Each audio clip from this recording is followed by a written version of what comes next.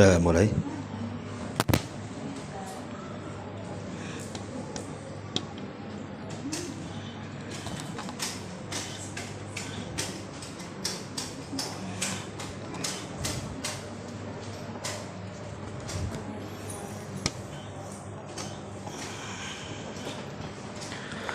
Bismillahirrahmanirrahim. Assalamualaikum warahmatullahi wabarakatuh.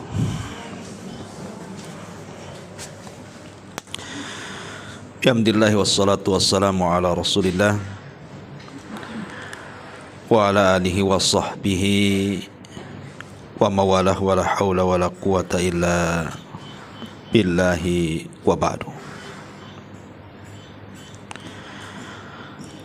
Alhamdulillah, segala puja dan puji hanya milik Allah subhanahu wa ta'ala.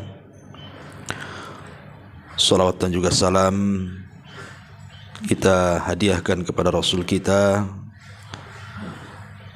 Nabi besar Muhammad sallallahu alaihi wa ala alihi wasallam.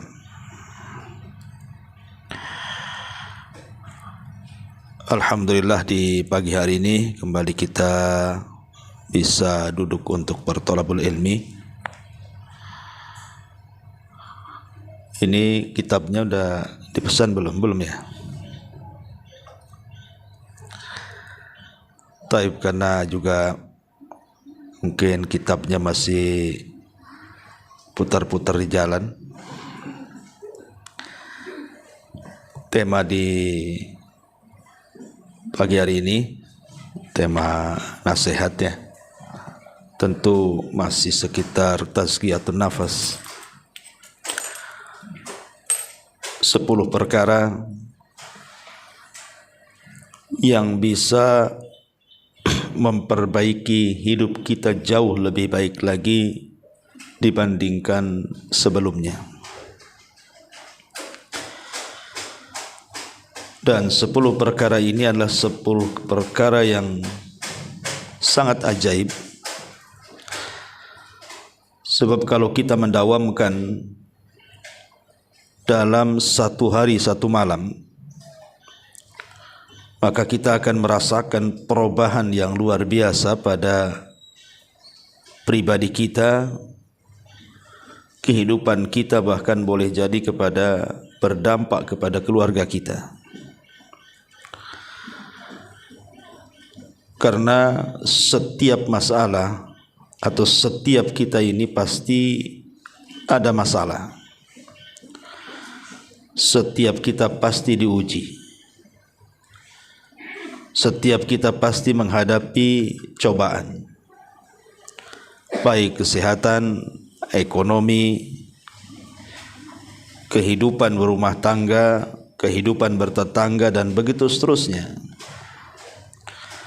Yang terkadang ujian-ujian itu justru bukan malah memperbaiki kita, malah sebaliknya menjadikan kita semakin futur, malas untuk beribadah. Tak jarang pula kemudian tasahuf, sehingga tidak menjadikan kita dengan ujian itu lebih baik, bahkan justru malah terpuruk kehidupan kita. Maka saya kasih tip, inilah 10 perkara untuk menghadapi semua masalah kehidupan kita.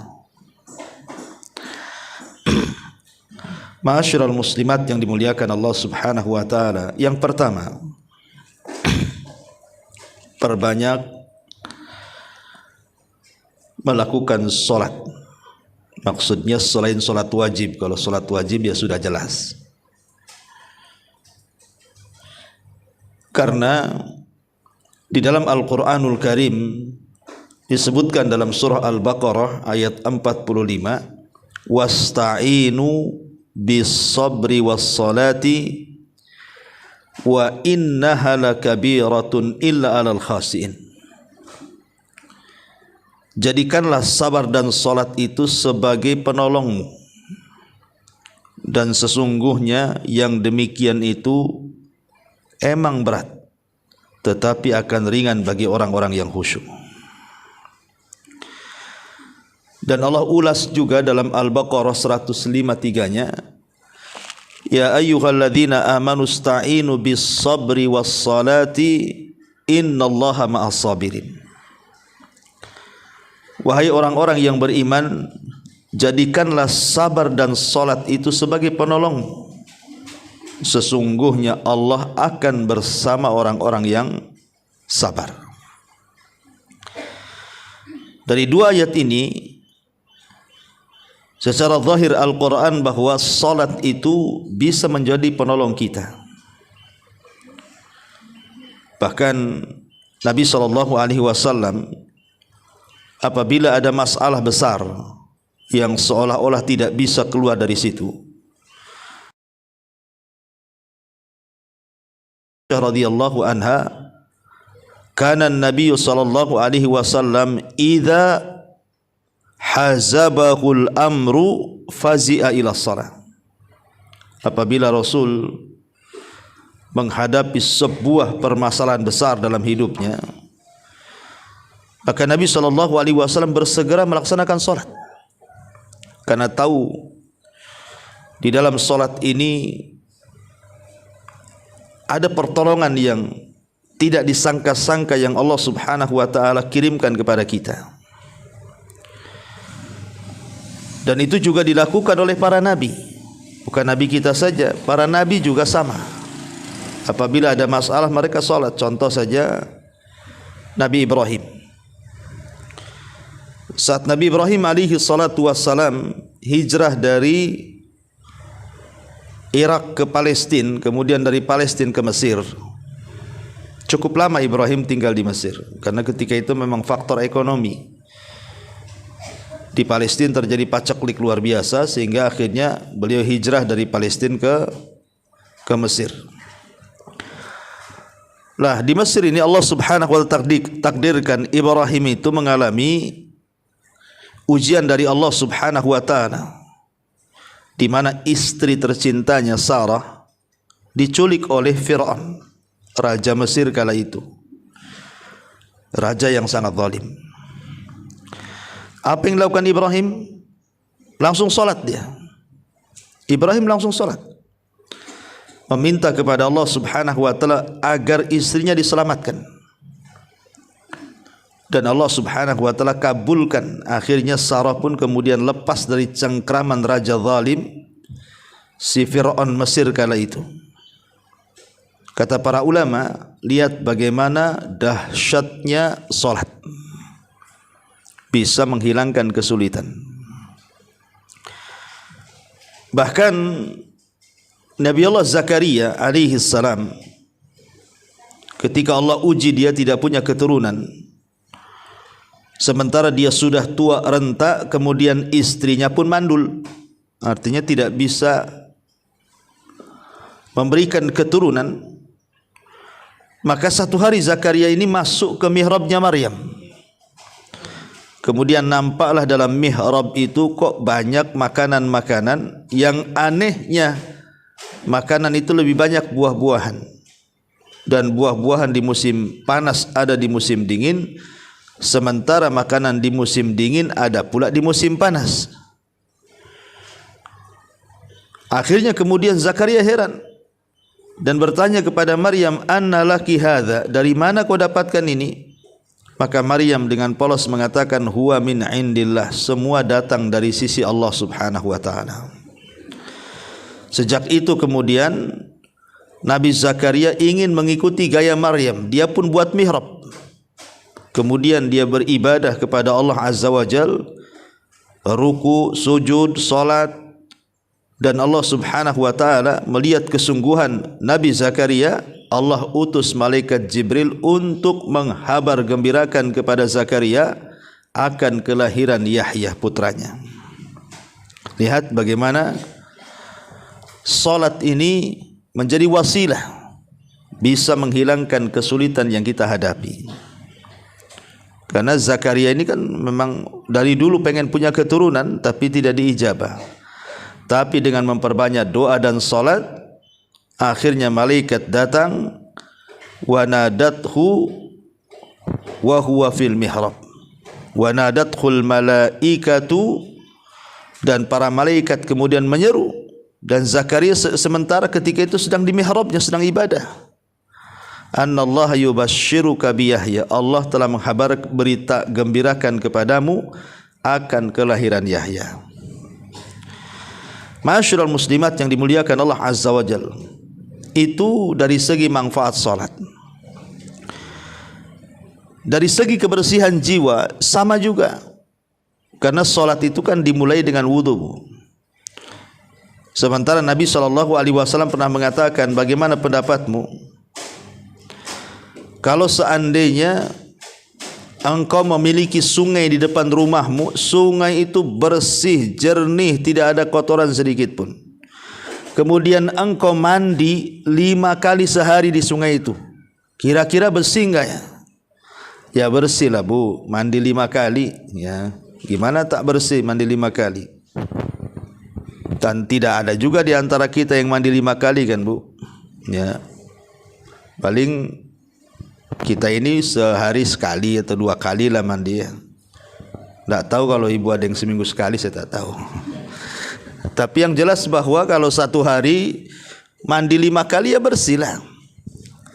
Kata Nabi SAW, begitulah solat. Kalau setiap hari kita bersihkan dosa kita itu, dalam sehari 5 kali, tentu akan bersihlah dosa kita itu. Jadi dengan wudu kita membersihkan kotoran-kotoran yang ada pada badan kita dari hadas besar dan juga hadas kecil, karena sebelum solat kan harus bebas dari hadas besar dan hadas kecil. Lah solatnya itu sendiri membersihkan dosa. Ketika kemudian badan kita bersih, hati kita bersih, tidak punya dosa, pasti juga akan senang hidupnya. Makanya orang yang solat itu hidupnya lebih sumringah dibandingkan orang yang tidak solat. Karena orang yang solat itu kan memang hari-hari dia berhubungan dengan Allah Azza wa Jal, berjumpa dengan Allah, berdialog dengan Allah, sehingga ada hubung kaitlah kita dengan Allah Subhanahu wa ta'ala. Ini yang pertama ya, solat. Ya termasuk juga solat-solat sunnah tadi ya, solat-solat sunnah. Karena solat-solat sunnah juga penting kita lakukan itu supaya menempel hal-hal yang mungkin kurang ketika melaksanakan solat wajib. Kita kan tidak tahu, mungkin solat wajib kita melamun, tidak khusyuk, lalai, maka dengan solat sunnah terutama rawatib itulah bisa menempel kekurangan solat wajib. Apalagi Nabi SAW sampai mengatakan, ij'alu fi buyutikum min salatikum wala tattakhiduha qubura. Jadikanlah di rumah-rumah kalian itu bagian dari solat kalian. Makanya Nabi SAW kalau solat sunnah itu di rumahnya. Bukan berarti di masjid tidak boleh, boleh. Maksudnya Nabi SAW memperbanyak solat sunnah itu di rumahnya. Karena Rasul mengatakan jangan kalian jadikan rumah kalian seperti kuburan, sepi, tidak ada ibadah gitu ya. Karena mathalul baitil ladzi yadhkurullaha fi wal baitul ladzi la yadhkurullaha fi mathalul hayy wal mayyit. Kalau rumah tidak ada orang yang mengingat Allah di dalamnya, itu perbedaannya dengan rumah yang ada orang yang mengingat Allah di dalamnya. Mungkin rumahnya dibuat solat, baca Quran, zikir dan begitu seterusnya. Maka itu perbedaan dengan orang hidup dan orang mati, Bu. Apa bedanya orang hidup dan orang mati? Jelaslah, orang hidup ya hidup, orang mati ya mati kan itu ya. Orang hidup bisa bergerak, orang mati tidak bisa bergerak. Lah begitulah rumah yang dibacakan Al-Quran, rumah yang disolati, yang dibacakan zikir-zikir di situ, maka perbedaannya dengan rumah yang sama sekali penghuninya tidak mengingat Allah di dalamnya itu sama dengan orang hidup dan mati itu. Makanya di sini penting solat. Yang kedua, memperbanyak solawat. Selain daripada solat, perbanyak solawat. Ma'asyiral muslimat yang dimuliakan Allah Subhanahu wa taala, ada sebuah hadis. Hadis ini dari seorang sahabat, Ubay ibn Ka'ab, dari bapaknya. Dan ma'ruf ya, Ubay ibn Ka'ab ini seorang sahabat Nabi sallallahu alaihi wasallam yang sangat pakar dalam Quran. Sampai-sampai pernah namanya disebut-sebut Allah Subhanahu wa taala. Sampai Rasul mengatakan, "Ya Ubay, Allah memerintahkan aku untuk membacakan kepadamu surah Al-Bayyinah." Kata Ka'ab, "Apakah namaku disebut-sebut ya Rasulullah?" Kata Rasul, "Ya, namamu disebut-sebut Allah," katanya. Menangislah Ubay bin Ka'ab ini karena tidak nyangka ya bahwa nama dia akan disebut-sebut Allah Subhanahu wa taala. Kan banyak sahabat yang jauh lebih mulia, Abu Bakar, Umar, Utsman, Ali. Kenapa kemudian dia pula yang disebut-sebut oleh Allah Subhanahu wa taala? Makanya terharu dia sehingga dia sampai menangis, ya. Lah, Ubay bin Ka'ab ini dia meriwayatkan sebuah riwayat dari bapaknya. Beliau mengatakan, "Kana Nabi sallallahu alaihi wasallam idza dhahaba thulutsal laili qama." Rasul itu apabila masuk 2/3 malam, beliau langsung bangun. Faqala, dan dia mengatakan, "Ya ayyuhan nas, udzukurullaha, udzukurullaha." Wahai manusia, ingatlah Allah, kata Rasul. Ja'at ar-rajifatu tatbauha ar-radifatu. Ja'al mautu bima fihi. Ja'al mautu bima fihi. Maka Rasul sallallahu alaihi wasallam mengatakan, ingat tiupan pertama akan datang dan diiringi oleh tiupan kedua. Ingat kematian akan datang dengan apa yang ada padanya. Kematian akan datang dengan apa yang membawa segala kelanjutannya. Kemudian qala, maka aku bertanya pada Nabi sallallahu alaihi wasallam ini, "Ya Rasulullah, inni ukthiru salata alaika." Rasul, aku ini selalu membawa-bawa salawat untuk baginda, untukmu. Maka kemudian dia mengatakan, "Fakam aj'alu laka min salati." Kata Ubay bin Ka'ab ini, beliau mengatakan, "Lalu seberapa banyak aku harus bersalawat kepadamu, wahai Rasul? Aku ini sudah sering bersalawat. Lalu seberapa banyak lagi aku harus bersalawat kepadamu?" Maka kemudian Nabi SAW mengatakan, "Ma syi'ta, terserah engkau." Qala, kemudian dia mengatakan, "Ar-rubu'u, bagaimana kalau seandainya 1/4?" Kata Rasul, "Ma syi'ta, terserah kamu. Fa in zidta fa huwa khairun lak." Kalau memang bisa kau tambah dari 1/4 itu, jauh lebih baik bagimu. Qultu, aku katakan, kata Ubay, "An-nisfu, bagaimana kalau separuh?" Qala, maka Rasul mengatakan, "Ma syi'tah, terserah engkau. Fa in zidta fa huwa khairun laka." Kalau kau mau menambah dengan salawatmu, itu lebih baik bagimu. Qala, maka dia mengatakan, "Fathulutsaini, bagaimana kalau 2/3, wahai Rasul?" Maka Rasul mengatakan, "Ma syi'ta fa in zidta fa huwa khairun laka." Terserah engkau. Kalau kau mau tambah itu lebih baik bagimu. Qultu, maka aku katakan, "Aj'alu laka salati kulliha."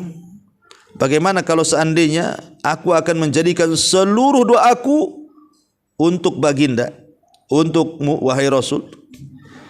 Qala, maka Rasul sallallahu alaihi wasallam mengatakan, "Idzan tukfa hammaka wa yughfaru laka dhanbuka. Qala Abu Isa hadza hadisun hasanun sahih. Kata Rasul sallallahu alaihi wasallam, kalau begitu kau dicukupkan dari dukamu dan dosamu akan diampuni oleh Allah Azza wa Jal. Kemudian Al-Imam Abu Isa At-Tirmidzi mengatakan hadis ini hasan sahih. Taib. Lihat hadis ini. Ubay bin Ka'ab ini dia datang kepada Nabi sallallahu alaihi wasallam. Kemudian dia menceritakan bahwa dia itu orang yang paling banyak bersolawat. Sampai tadi melakukan dialog dengan Nabi sallallahu alaihi wasallam, bagaimana kalau kujadikan dalam setiap doaku sepertiga doaku untuk solawat. Kata Rasul, bagus. Kemudian dia mengatakan, gimana kalau ku tambah separuh doaku untuk solawat, katanya. Kata Rasul, bagus. Ya. Kemudian dia mengatakan lagi, bagaimana 2/3 doaku untuk salawat? Kata Rasul, bagus. Akhirnya mengatakan, bagaimana kalau semua doaku kugunakan untuk salawat? Kata Rasul, bagus. Kemudian Rasul mengatakan di ujung hadisnya apa? Idzan, kalau begitu, kalau engkau banyak membaca salawat, kata Nabi SAW, tukfahammuka wa yughfaru laka dzambuka, maka semua kesulitanmu akan hilang dan semua dosamu akan diampuni. Dari sini kita tahu bahwa salawat ini di antara keajaibannya adalah bisa menghilangkan kesulitan dan bisa menghilangkan dosa-dosa yang kita lakukan. Makanya kalau ibu lagi banyak masalah, ya, banyak-banyak salawat saja. Ibu ada masalah kesehatan, ada masalah ekonomi, ada masalah dengan tetangga, ada masalah dengan kawan, ada masalah pekerjaan.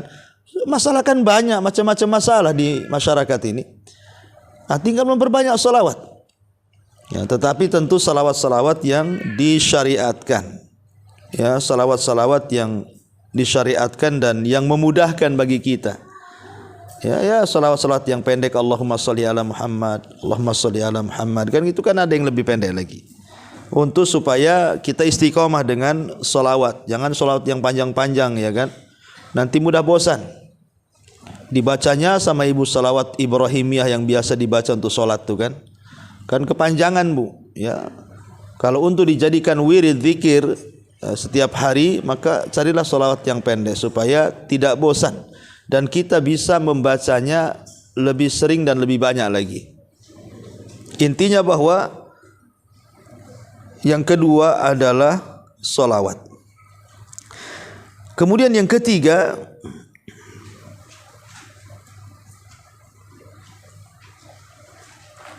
memperbanyak istighfar.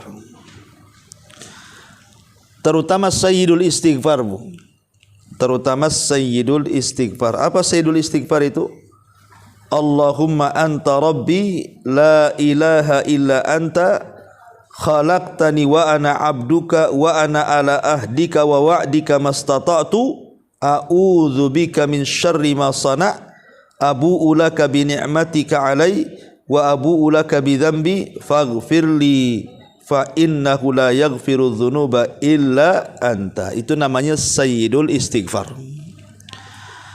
Sayyidul istighfar ini luar biasa faedahnya.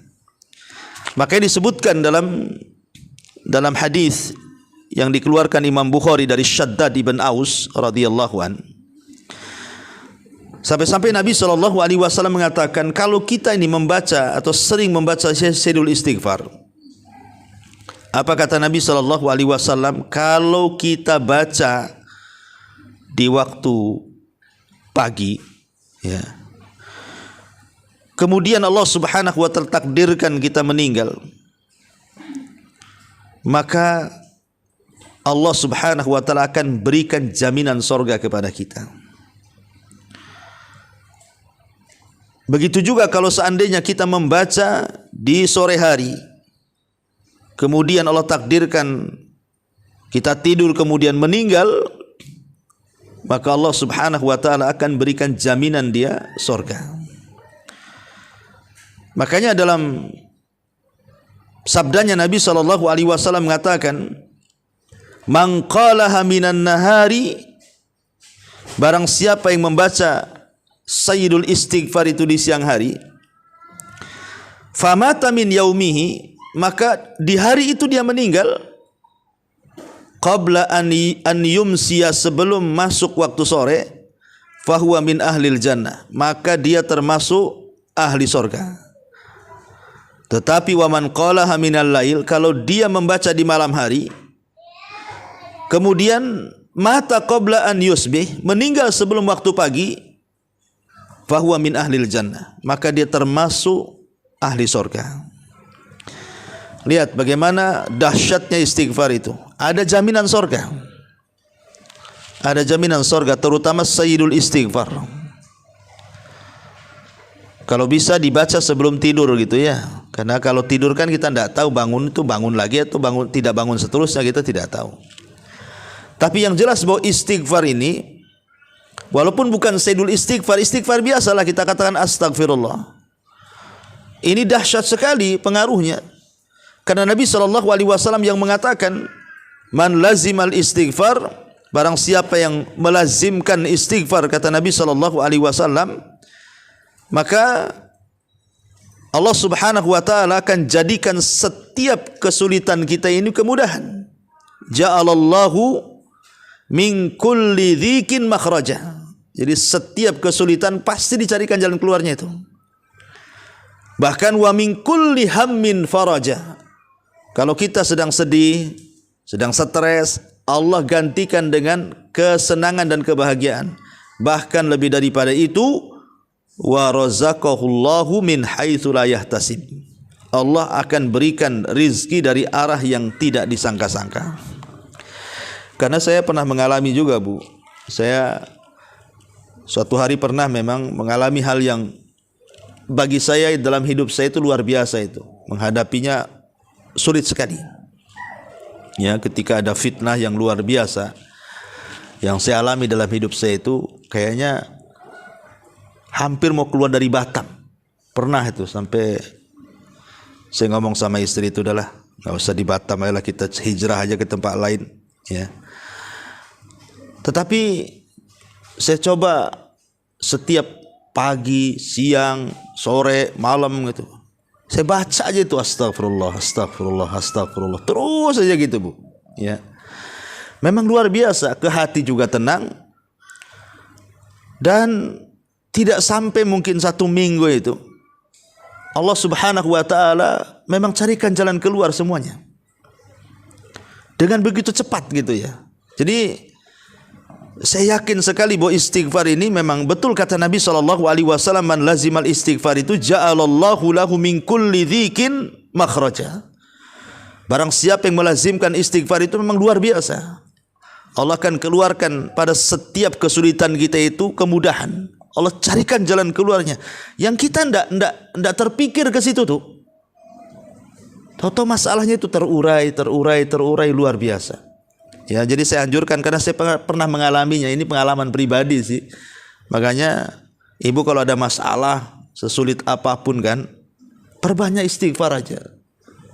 Ya, 1 hari itu di dapur, di jalan, di pasar, pokoknya jangan terus saja istighfar. Karena dahulu ada orang yang datang kepada Hasan Al-Basri, seorang pemimpin tabi'in itu. Kemudian orang-orang ini datang kepada Hasan Al-Basri membawa masalah yang berbeda satu dengan yang lainnya. Yang satu mengatakan, ya Imam, saya ini sudah menikah lama tapi tak kunjung punya keturunan. Yang satu mengatakan, ya Imam, saya sudah bekerja keras namun miskin terus, tak pernah kaya-kaya dan tak pernah dicukupkan. Kemudian yang ketiga, ya Imam, desa kami sudah paceklik kekeringan lama sampai kelaparan. Kira-kira apa solusinya supaya Allah menurunkan hujan? Akhirnya kemudian Hasan Al-Basri menasihati apa? Menasihati untuk memperbanyak istighfar kepada tiga-tiganya itu. Baik kepada yang lama tidak punya anak, baik kepada yang sudah bekerja tidak pernah kaya, baik kepada orang yang paceklik sehingga tanahnya mulai kekeringan, terjadi kelaparan di mana-mana. Kata Hasan Al-Basri, beristighfarlah kalian. Kemudian dia membacakan surah Nuh. Apa kata Allah Subhanahu wa taala? Faqultu astaghfiru rabbakum innahu kana ghaffara. Yursilis samaa 'alaikum midrara wa yumdidkum bi amwalin wa banin wa yaj'al lakum jannatin wa yaj'al lakum anhara. Maka aku katakan beristighfarlah kepada Rabb kalian, karena Dia Zat yang Maha Pengampun. Kalau kalian memperbanyak istighfar, kata Allah, Allah akan hujani kalian dari langit. Allah akan memperbanyak harta kalian dan anak-anak, dan Allah akan menjadikan kebun-kebun, hutan-hutan, dan Allah juga akan menjadikan sungai-sungai dan begitu seterusnya. Tetapi masalahnya, malakum la tarjuna lillahi waqara. Kalian tidak pernah mengagungkan Allah dengan sebenar-benar pengagungan. Jadi ayat ini lihat bagaimana keagungan istighfar itu. Pertama, yursilis sama alaikum midrara, menjadikan sebab turunnya hujan. Kemudian yang kedua, wa yumdidkum bi amwalin, menjadikan sebab banyaknya harta. Kemudian wabanin, dan menjadikan sebabnya banyak keturunan. Makanya wajar kalau Hasan Al-Basri mengatakan perbanyaklah istighfar kalian. Ngomong ke yang tiga-tiganya tuh. Dari sini kita tahu bagaimana dahsyatnya istighfar itu bisa mempengaruhi kehidupan kita. Ya, ini yang ketiga. Perbanyak istighfar. Kemudian yang nomor 4, perbanyak membaca surah Al-Ikhlas, Bu. Surah Al-Ikhlas itu, Bu, pendek. Ya, perbanyak membaca surah Al-Ikhlas. Surah Al-Ikhlas ini sebenarnya ada 2, Bu. Kalau di Quran disebut surah Al-Ikhlas itu berarti menunjukkan kedua surat. Pertama, surah Qul huwallahu ahad, Allahus samad, lam yalid walam yulad walam yakul lahu kufuwan ahad, itu surah Al-Ikhlas. Atau kepada surat Qul ya ayyuhal kafirun, la a'budu ma ta'budun. Nah, itu juga disebut surah Al-Ikhlas tuh. Jadi Qul huwallah dan Qul ya ayyuhal kafirun. Ulama menyebutnya dua surat ini disebut dua surat Al-Ikhlas. Kenapa demikian? Karena Qul huwallahu ahad ini lebih kepada tauhid rububiyah dan asma dan sifat. Tetapi kalau Qul ya ayyuhal kafirun lebih kepada tauhid uluhiyah. Makanya Rasul selalu menggandeng tuh Qul huwallah dengan Qul ya ayyuhal kafirun tuh pada setiap salat sunnahnya. Seperti salat sunnah fajar, rakaat pertama Qul huwallah, rakaat kedua Al-Kafirun, kan begitu, Bu. Kemudian rakaat dua rakaat tawaf. Ibu kalau umroh tawaf, kemudian salat 2 rakaat di belakang makam Ibrahim. Nah, itu rakaat pertama baca Qul huwallah, rakaat kedua baca Qul ya ayyuhal kafirun, kan, Bu. Jadi selalu digandengkan Rasul karena memang dua-duanya disebut surah Al-Ikhlas tuh. Surah Al-Ikhlas, ya. Cuman kalau dikatakan Al-Ikhlas biasanya yang identik dengan nama itu adalah Qul huwallah wahad, kan. Itu kalau Qul ya ayyuhal kafirun ya surah Al-Kafirun gitu. Ya, tapi sebenarnya dua-duanya surah Al-Ikhlas. Tapi yang saya maksudkan adalah Qul huwallahu ahad, Allahus samad, lam yalid walam yulad walam yakul lahu kufuwan ahad. Jadi Nabi SAW dalam hadis Abi Sa'id Al-Khudri, satu hari datang seorang laki-laki bertanya, ya, innali jaran yakumul lailah la yaqra'u illa qul huwallahu ahad. Rasul, aku ini punya tetangga, ya, itu kalau sholat malam yang dibaca itu surah Al-Ikhlas saja. Persis kayak ibu lah, kan, gitu. Ya mungkin karena pendeknya gitu, Ibu, ya. Nah, Al-Ikhlas saja setiap sholat, itu lagi yang dibaca, itu lagi yang dibaca, kan, gitu. Anehnya kok nggak bosan-bosan gitu. Jadi orang ini mengatakan, ya Rasulullah, aku ini punya tetangga suka sholat malam, itu yang dibaca itu Qul huwallahu ahad saja itu. Jadi seolah-olah sahabat ini meremehkan lah, kan banyak surat yang panjang-panjang, mesti itu terus yang dibaca. Tapi Nabi SAW mengatakan apa? Walladzi nafsi biyadi innaha la ta'dilu thulutsal Quran, kata Rasul. Demi zat yang jiwaku berada di tangannya, surat itu sebanding dengan sepertiga Quran loh. Ya. Artinya kalau dia membaca Qul huwallah 1 kali sama dengan membaca sepertiga Quran. Kalau 2 kali sama dengan 2/3 Quran. Kalau 3 kali hatamlah Quran. Ya. Coba Bu, kalau ibu tiap hari baca 3 kali saja Qul huwallah, itu sama dengan ibu menghatamkan Quran. Kalau sampai ibu baca ya umpamanya 9 kali, berarti seolah-olah ibu menghatamkan Quran 3 kali itu. Ya kalikan aja lah, makin banyak membaca Qul huwallah 100 kali umpamanya, seolah-olah menghatamkan berapa kali Quran tuh. Bahkan ada sebuah hadis yang mengatakan, kata Nabi SAW, barang siapa yang membaca Qul huwallahu ahad 10 marrat fi yaumin wa lailatin, 10 kali dalam sehari semalam. 10 kali saja Bu dalam sehari semalam. Barang siapa yang baca Qul huwallah 10 kali dalam sehari semalam, umpamanya pagi 3, siang 3, sore 3, malam 1, kan 10 tuh Bu. Apa dampaknya? Kata Nabi SAW, banallahu lahu qasran fil jannah. Maka Allah Subhanahu wa taala akan bangunkan untuk ibu itu 1 istana di sorga. Kan luar biasa tuh. Ya. Jadi kalau ibu seandainya nih pagi 10, siang 10, sore 10, malam 10, mak udah dapat 4 istana tuh Bu. Kita aja bangun kos-kosan berbulan-bulan tak jadi-jadi Bu. Itu kos-kosan tuh 1 kapling saja tuh. Ini loh tinggal baca 10 kali langsung jadi istananya. Istananya terbuat dari emas dan perak lagi, bukan dari batu bata dengan semen dengan besi, bukan.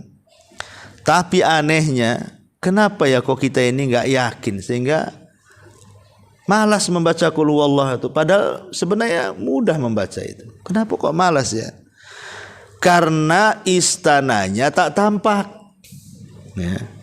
Coba kalau seandainya saya analogikan begini Bu, besok ibu datang ke rumah, baca kulhu 2000 kali di rumah saya. Ibu saya kasih rumah di Sotling sana. 2000 kali tapi bacanya Bu. Ya, di depan rumah sambil panas-panasan. Ya. Kira-kira mau nggak? Mau lah. Kenapa? Paling 2000 itu walaupun 1 hari 1 malam tak ada masalah. Habis itu kan saya dapat rumah di Sotling. Nah, kan begitu. Ya. Pasti orang mau tuh. Padahal suruh 2000 lagi yang dibaca. Yang kedua depan rumah lagi, pas panas-panasan lagi kan. Mau orang tuh. Kenapa? Nampak rumahnya. Kalau surga kan nggak nampak, jadinya akhirnya ya gitulah malas-malas. Padahal tidak disuruh 2000, 10 aja kok, 10 kali. Kemudian juga sebaik-baiknya rumah di Sotling itu masih lebih baik lagi istana di surga. Jauh berlipat-lipat, tidak bisa dipandang mata, dengar telinga, terlintas pun tidak bisa. Bentuknya seperti apa kan? Tapi tidak ada orang yang yakin itu loh. Sehingga malas untuk melakukan ini. Padahal itu perkara ringan tuh. Ada apa? Apa masalahnya? Ulama menjawab nih. Ini kenapa? Kenapa kita ini lebih suka yang tampak, tidak suka yang tidak tampak. Lebih suka dunia dan tidak suka dengan surga.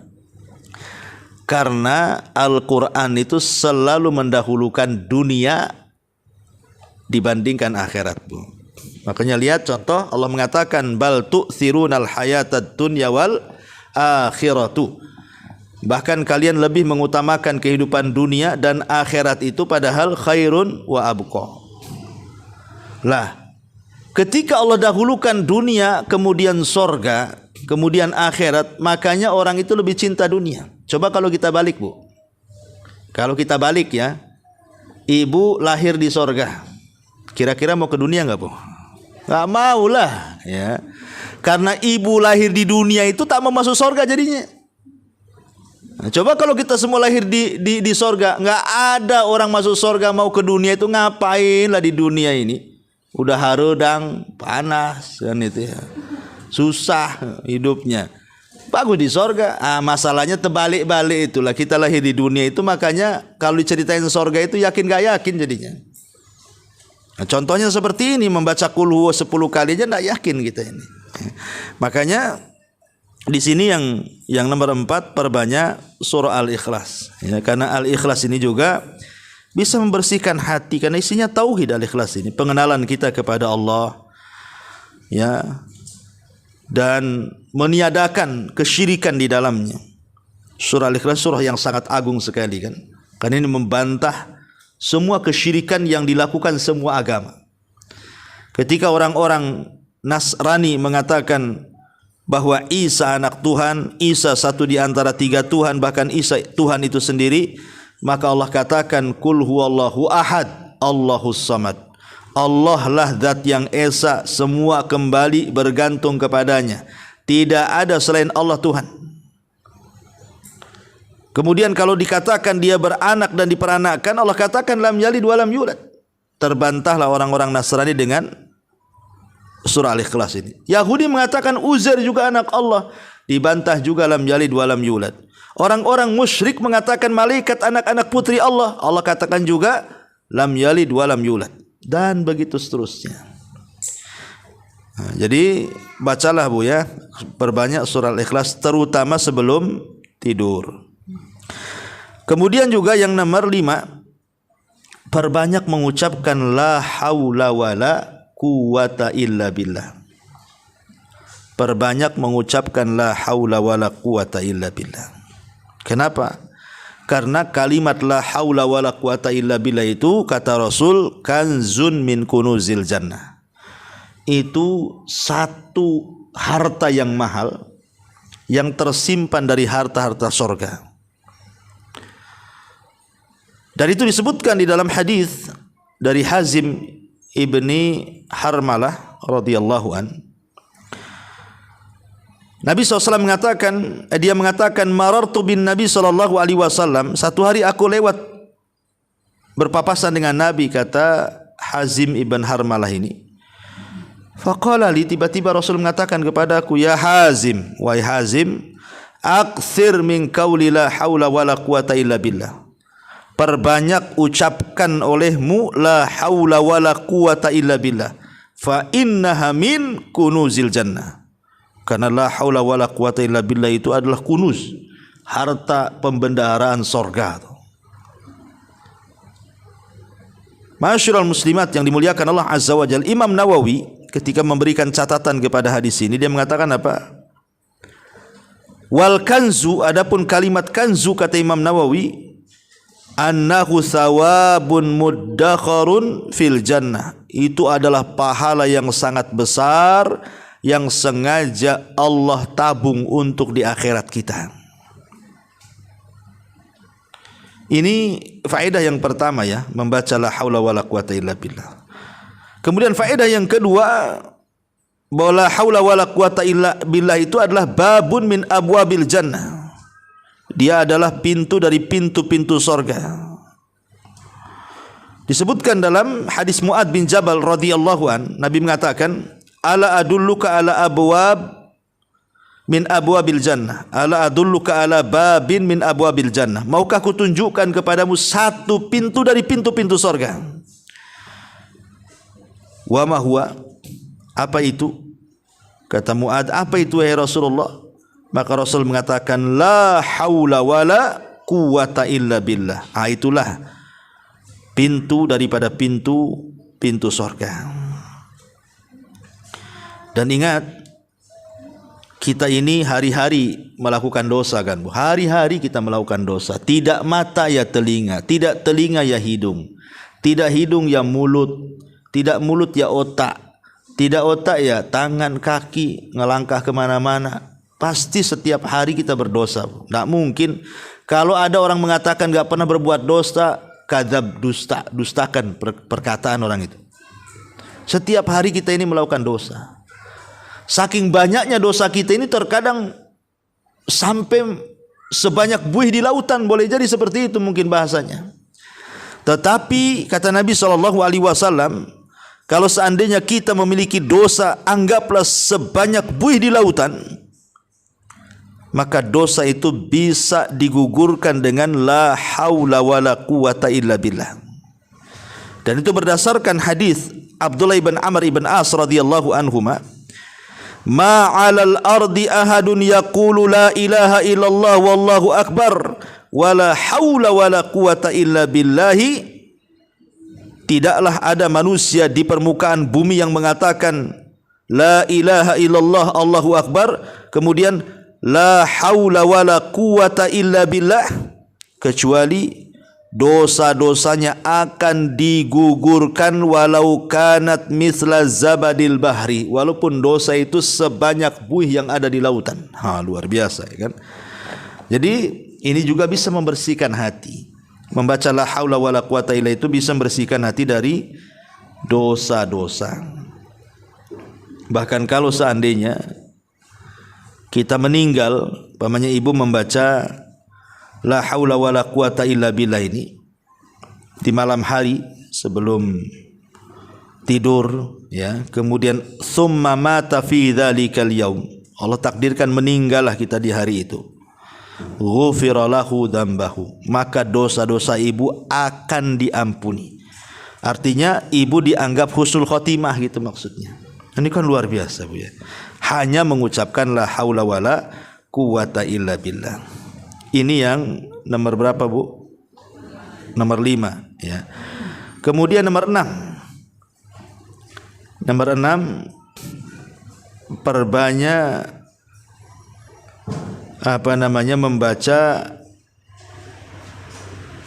al-baqiyat as-salihat. Al-baqiyat as-salihat. Apa baqiyah as-salihah itu? Al-baqiyah as-salihah itu maksudnya bacaan tasbih. Memperbanyak bacaan tasbih. Subhanallah wa bihamdihi subhanallahil azim. Subhanallah walhamdulillah wa la ilaha illallah Allahu akbar la haula wala quwata illa billah. Itulah al-baqiyat as-salihat itu.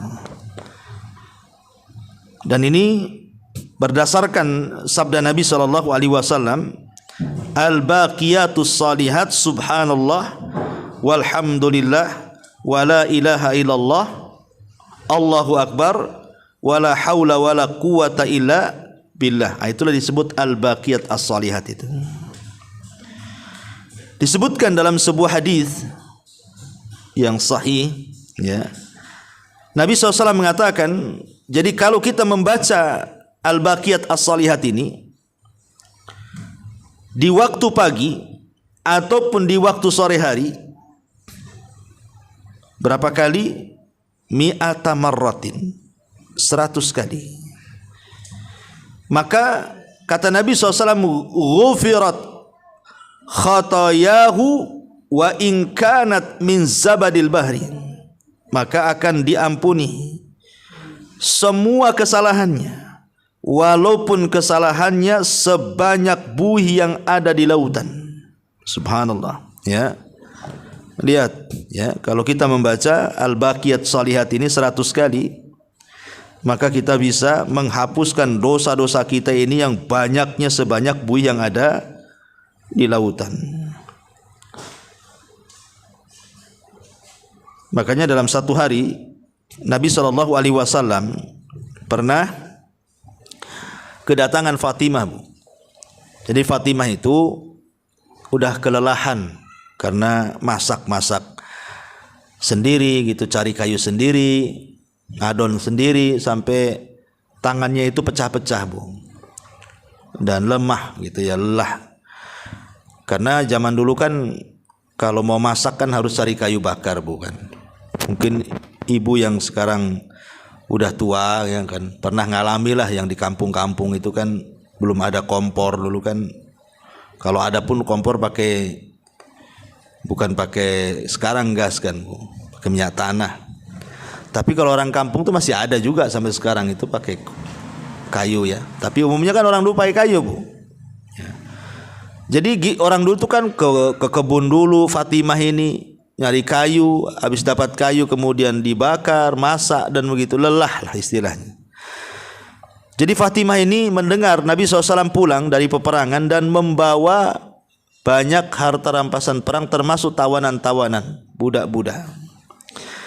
Jadi Fatimah ini inginlah datang kepada Rasul meminta untuk dicarikan pembantu.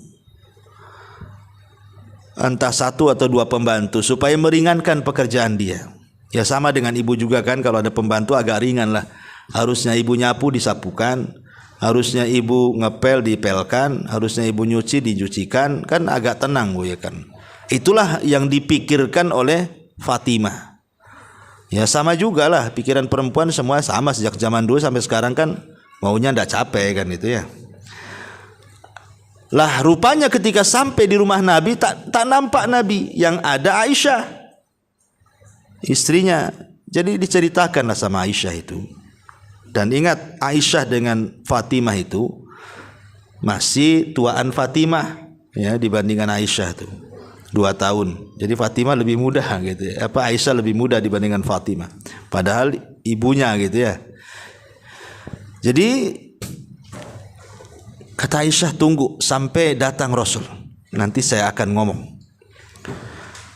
Setelah Fatimah pergi, datang pula Nabi SAW itu. Jadi diceritakanlah sama Aisyah itu, Fatimah ini pengenlah pembantu 1-2 pembantu karena dia pikir capek gitu ya. Akhirnya Nabi SAW langsung bergegas, Bu, menemui Fatimah. Subhanallah, saking sayangnya Rasulullah SAW langsung datang ke rumah putrinya. Ketika sampai di rumah putrinya, nampaklah di situ ada Fatimah dan suaminya Ali bin Abi Thalib radhiyallahu anhu. Dipanggillah keduanya, kemudian diajak ngobrol. Kata Nabi SAW, aku dengar wahai Fatimah, engkau datang ke rumah.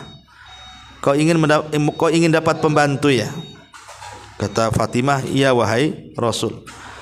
Maka Rasul mengatakan gini, Fatimah, bagaimana kalau seandainya aku ajarkan kepada kalian berdua beberapa kalimat yang kalau kalian berdua mengucapkannya itu lebih baik dibandingkan pembantu laki-laki atau perempuan? Mau enggak? Kata Rasul. Kata Ali dan Fatimah, apa itu kalimat itu wahai Rasul, yang lebih baik dibandingkan pembantu laki-laki dan perempuan itu? Maka Nabi SAW kemudian mengatakan, bacalah tasbih subhanallah 33 kali, kemudian baca tahmid 33 kali, kemudian baca takbir 100 kali. Jadi tasbih 33 kali, tahmid 33 kali, kemudian takbir 40 kali, jadi semuanya 100. Kata Nabi SAW, kalau engkau lakukan ini sebelum tidurmu, katanya, maka ini lebih baik daripada engkau punya pembantu laki-laki dan perempuan. Maka Ali radhiyallahu anhu mengatakan, sungguh dari wejangan Rasul itu bahwa membaca tasbih, tahmid dan tahlil itu, tasbih, tahmid dan takbir itu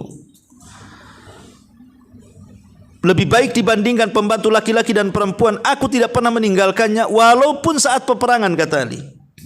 Walaupun saat peperangan tetap aku baca tuh. Kan luar biasa, Bu, ya kan? Begini, Bu, kalau ibu nih di posisi Fatimah, Bu, kira-kira ibu mau zikir atau pembantu nih? Nggak yakin kalau zikir. Pasti pembantu, ya. Pamannya ibu pengen capek lah, ngeluh sama suami, bang capek kali aku ini, rumah udah gede, tingkat pula gitu kan, ini ngerjain aja dari pagi sampai siang, habis itu pingsan aku ini, katanya. Tolonglah bang carikan pembantu 1 atau 2. Tiba-tiba nih suami bacakan hadis sini, Bu. Sini dek, kata suaminya, mau nggak aku ajarkan sabda Nabi sama Fatimah tuh. Kalau kamu lakukan setiap malam, baca ini lebih baik dibandingkan pembantu laki-laki atau perempuan 1 atau 2 pembantu, mau enggak katanya. Kira-kira ibu emosi atau mau tuh? Udah capek kan disuruh zikir. Jadi tapi begitulah orang dulu kan, beda tingkat keimanannya. Karena orang dulu itu lebih ke pahala, Bu. Ya, pahalanya. Jadi mikir pahala. Kalau sekarang kan ya mikir pahala juga, ya mikir yang lainnya juga gitu lah sekarang. Ya. Taib, ini yang disebut dengan al-baqiyah as-salihah itu. Ya, itu. Maka perbanyak ucapkan al-baqiyah as-salihah. Tasbih, tahmid dan takbir. Subhanallah walhamdulillah Allahu akbar. Atau tahlil juga. Atau kalau mau lengkap al-baqiyah as-salihah ya subhanallah walhamdulillah wala ilaha illallah Allahu akbar la haula wala quwata illa billah. Itu lengkapnya seperti itu. Taib. Kemudian yang ke-7, ya, setelah baqiyah as-salihah, ini kalau ini kan bicara soal bacaan-bacaan, Bu, ya.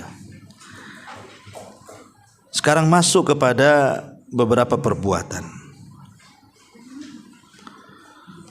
Apa itu? Yang nomor 7 adalah jangan lupa memperbanyak doa. Nanti dulu. Memperbanyak baca Quran. Ini juga masih bacaan juga ya. Perbanyak wirid Quran namanya. Wirdul Quran.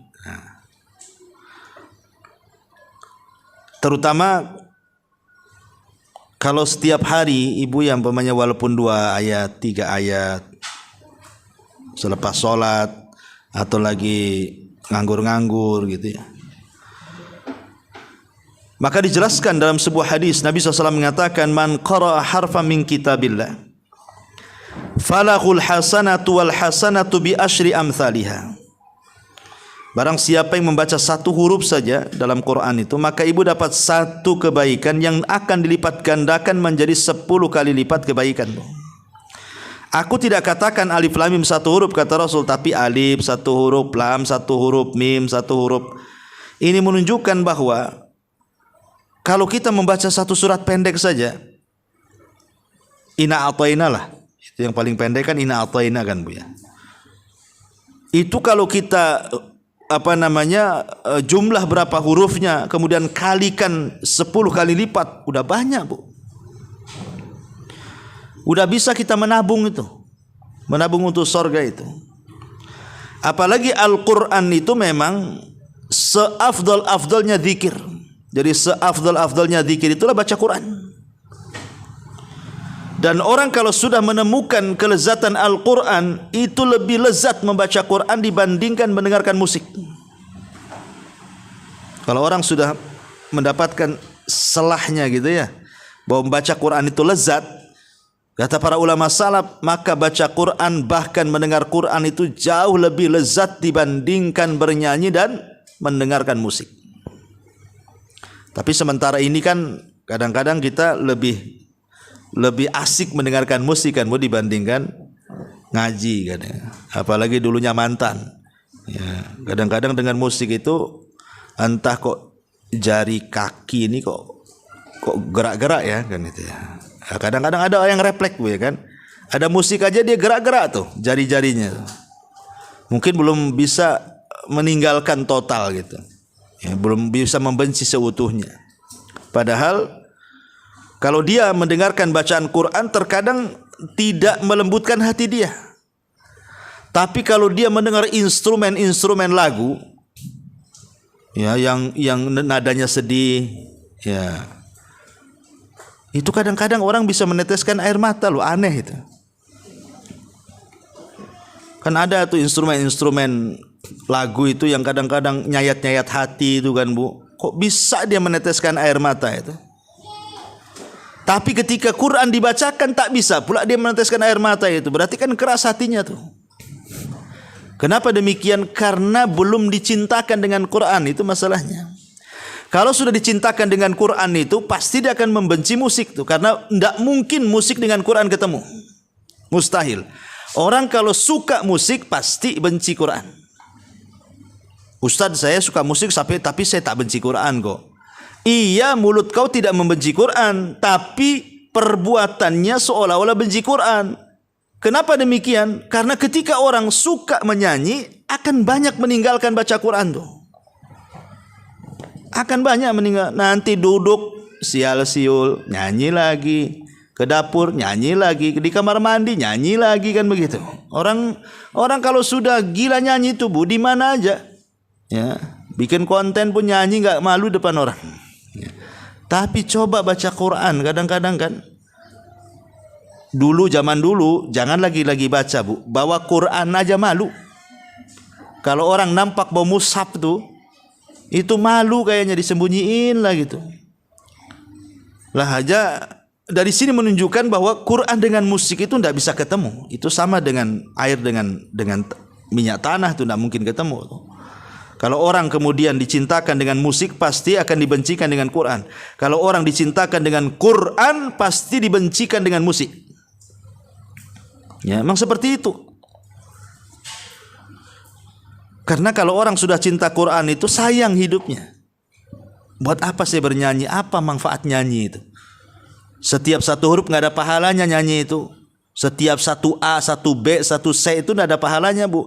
Tapi Quran itu setiap alif, setiap ba, setiap ta, setiap tha itu ada pahalanya.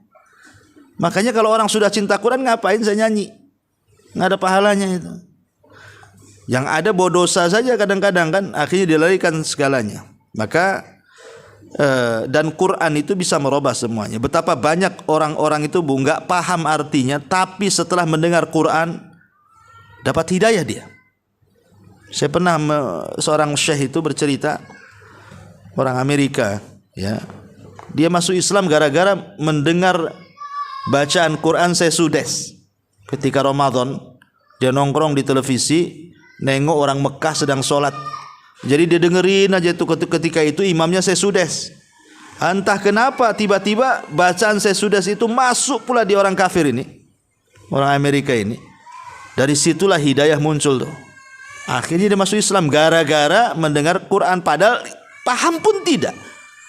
Apa yang dibaca sesudes tak tahu. Isinya apa, hanya dengerin itu Quran, itu taunya itu Quran.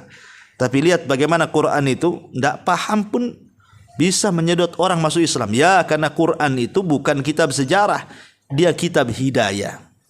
Siapa yang membacanya dapat hidayah, siapa yang mendengarkannya dapat hidayah, siapa yang mendakwahkannya dapat hidayah, dan begitu seterusnya. Taib. Kemudian yang nomor 8, kita masuk kepada perbuatan lakukan qiyamul lail. Qiyam al-lail dimulai dari bangun tidur. Bangun tidur tuh, Bu, ada ibadah-ibadah yang banyak di situ. Pertama, berzikir, baca doa selepas tidur. Alhamdulillahilladzi ahyana ba'da ma amatana wa ilaihin nusyur. Yang kedua, berwudu. Yang ketiga, qiyamul lail. Qiyamul lail ini mencakup satu tahajud. Ya. Kemudian setelah tahajud, ibu baca Quran. Setelah baca Quran, berdoa. Setelah berdoa, istighfar. Inilah yang disebut dengan qiyamul lail, Bu. Ya. Lah qiyamul lail ini manfaatnya besar bagi kehidupan kita, terutama bagi hati, karena kajian kita kan bicara tazkiyatun nafas, Bu. Karena sudah saya sering ulang-ulang, Bu, bahwa setiap saya, ibu, siapapun sebelum tidur itu kan setan datang tuh, kemudian mengikat tengkuk kita semuanya. Lah ikatan itu tidak bisa dilepas kecuali dengan 3 perkara.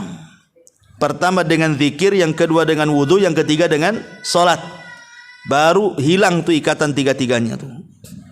Artinya kalau dia bangun tidur tidak berzikir, tidak wudu, tidak salat, berarti ikatannya masih ngikat leher dia tuh. Jadi masih ruwet. Besoknya gitu lagi, ditambah lagi 3 ikatannya. Besoknya gitu lagi, ditambah lagi, makin banyak ikatannya, Bu.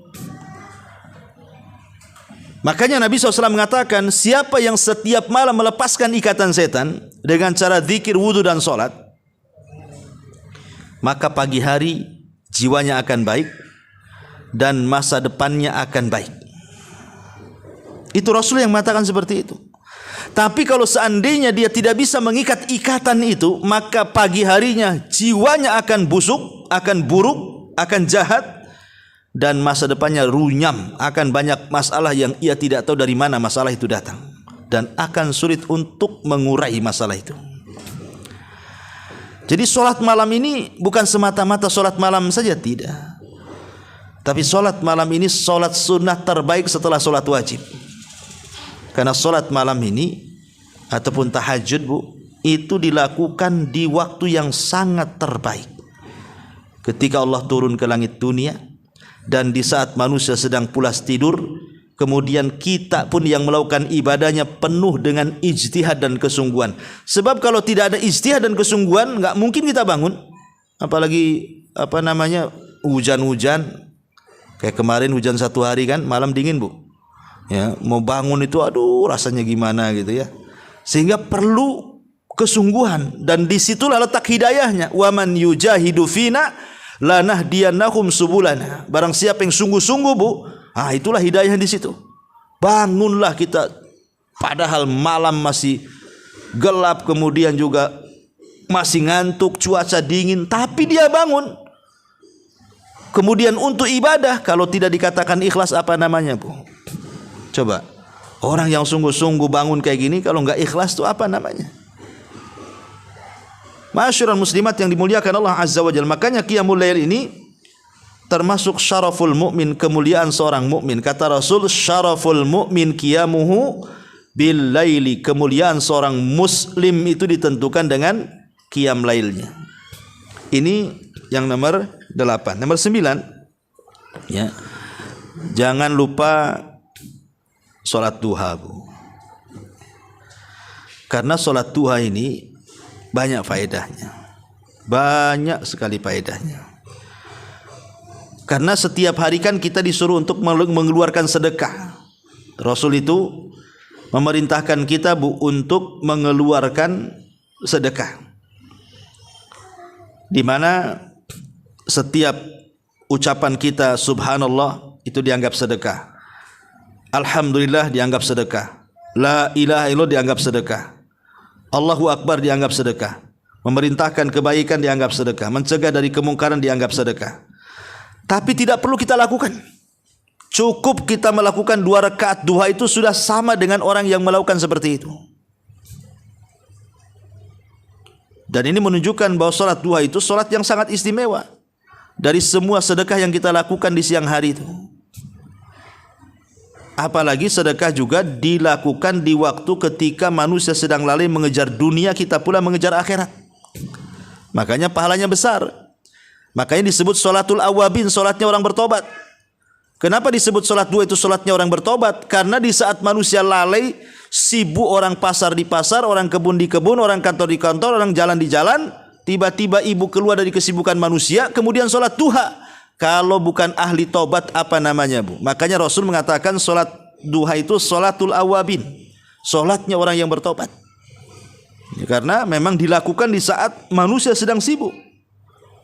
Dan Nabi SAW sampai mengatakan, barang siapa yang sholat subuh kemudian tidak beranjak dari tempatnya, kemudian berzikir kepada Allah sampai terbit matahari, kemudian meninggi 1 tombak, itu disebut syuruk, waktu terbitnya matahari. Kemudian ibu melakukan 2 rakaat syuruk, maka pahalanya sama dengan haji dan umrah secara sempurna. Sebagian ulama fikih mengatakan bahwa salat syuruk itu salat duha yang diawalkan, ya. Jadi salat syuruk itu ada sebagian ulama mengatakan salat duha yang diawalkan.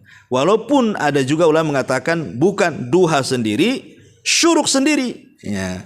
Tapi ada yang mentafsirkan bahwa syuruk itu adalah salat duha yang diawalkan. Nah, makanya salat duha ini walaupun hanya 2 rakaat jadilah gitu ya. Kemudian yang terakhir, yang nomor 10, amalan-amalan sebelum tidur. Ya. Amalan-amalan sebelum tidur kan banyak. Seperti umpamanya ibu membaca surat ayat kursi, kan jelas tuh. Kalau ibu membaca ayat kursi sebelum tidur, ataupun kul a'udzu birabbin nas dan kul a'udzu birabbil falak, maka sampai pagi ibu akan dilindungi dari setiap kejelekan, setiap kejahatan, baik dari setan, baik dari orang yang hasad, baik dari binatang-binatang yang berbisa, yang mencelakakan, yang beracun dan begitu seterusnya, baik dari sihir. Maka orang yang membaca ayat kursi di malam hari kemudian kita tertidur, maka kita akan dibangunkan, dijaga oleh Allah.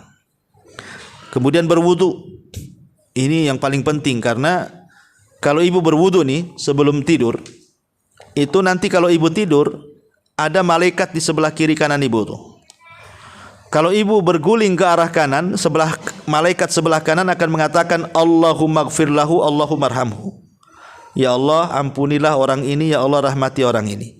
Kalau ibu balik guling ke arah kiri, itu juga sama, malaikat sebelah kiri akan mengatakan ya Allah ampuni orang ini, ya Allah rahmati orang ini.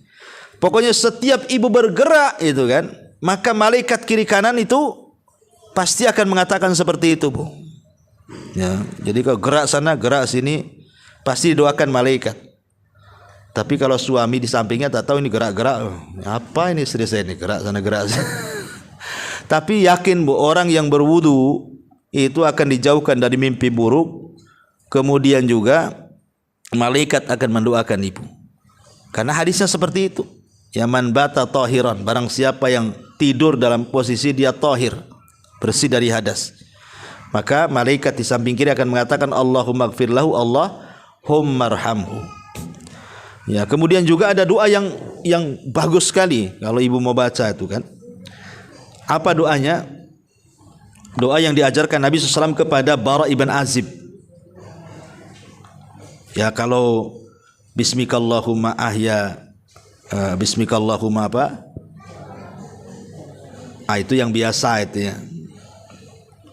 Amutu wa ahya itu sudah yang biasa. Tapi yang luar biasa adalah doa Allahumma aslamtu nafsi ilaika, kemudian wa fawwadtu amri ilaika wa alja'tu dhahri ilaika ragbatan wa rahbatan ilaika la malja'a wa la manja minka illa ilaika amantu bi kitabika alladhi anzal wa bi nabiyyika alladhi arsal.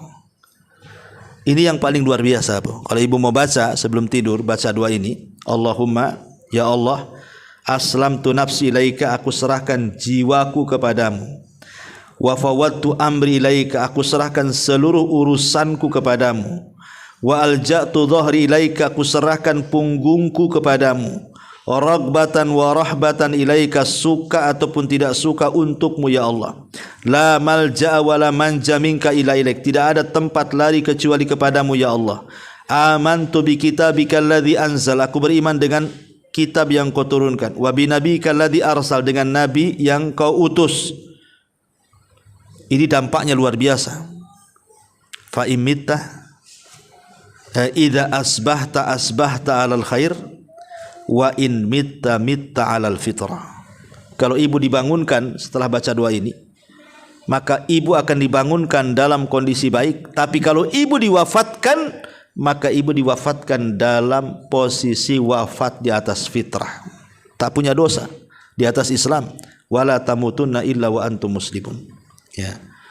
Inilah diantara 10 perkara ini kalau kita lakukan satu hari satu malam, Bu, insyaallah nampak itu dampaknya seperti apa. Jangan lama-lama ya, sebulan, seminggu aja. Rutinkan ini 10 perkara ini, pasti kita akan mendapati kehidupan yang jauh lebih baik dibandingkan sebelumnya. Wallahu a'lam bishawab. Baik, sampai di sini, Bu. Sampai di sini kita buka tanya jawab. Silakan kalau ada yang mau bertanya.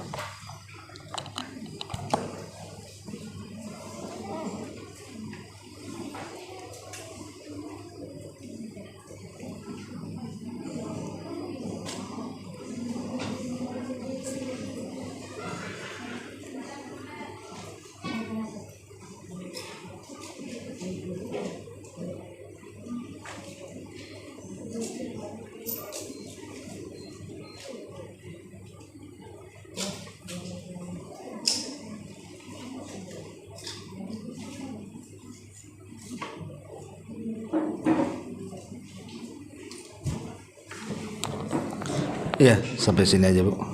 Subhanaka bihamdika, asyhadu an la ilaha illa anta astaghfiruka wa atubu ilaik.